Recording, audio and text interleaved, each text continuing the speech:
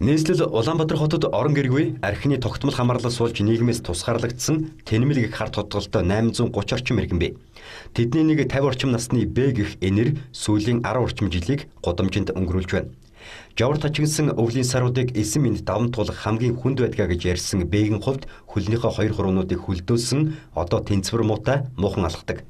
За түүнчлэн судалгаагаар 6 сарын хугацаанд орон гэргүй 30 шахам хүм хөлдөлт осголт болон гадны нөлөөгөөр нас бардгаа гэсэн тоо байдаг бөгөөд Б-ийн хувьд үүнийг баталж байлаа.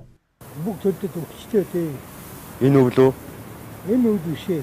Ер нь үү? Тий, ер нь. Аха.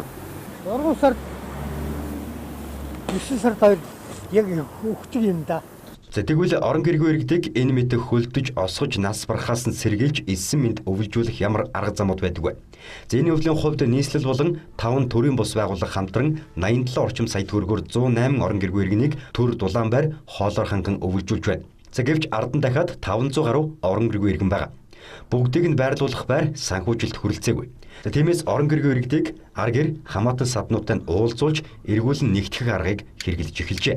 За гэвч орон гэргүүчүүдийн игнэ шинэ хүмүүсээр хүрээгээ тэлсээр байгаа учраас төдийлөн үр дүнгүй байгаа тухай ярьж байна. Жилд нэг 150-аас 200 түүнийг ар гэрт нэргээд нэгтгэж байгаа. Гэтэл нөгөө иргэд болгоны маань амьдрал харилцан адилгүй учраас нэг хэсэг нь эргээд сайхан амьдралдаа шилжиж байхад өөр нэг хүмүүс шинээр гарч ирэх байдлаар ингээд иргэн хөгдөөд эсвэл одоо өөрчлөгдөө солигдоод байдаг. Тийм учраас гэр оронгүй иргэд маань яг тийм байсан одоо тэдэн тэгчлээ гэсэн нарийн тоо гарах боломжгүй энд тэнүүжилж явдаг болохоор тухайн дүүрэгт яг хэдэн хүн байгаа гэдгийг тогтоогдох боломжгүй бас их хэцүү нөхцөл байдаг. Тэгээд ар гэрт нэгтгэх нь хамгийн чухал зөв арга хэмжээ боловч ар гэрийн иргэдийг нь ч гэсэн тухайн гэр оронгүй байгаа иргэдийн ч гэсэн хандлагын өөрчлөлт архины хамаарлаас гаргахад маш их хугацаа шаарддаг.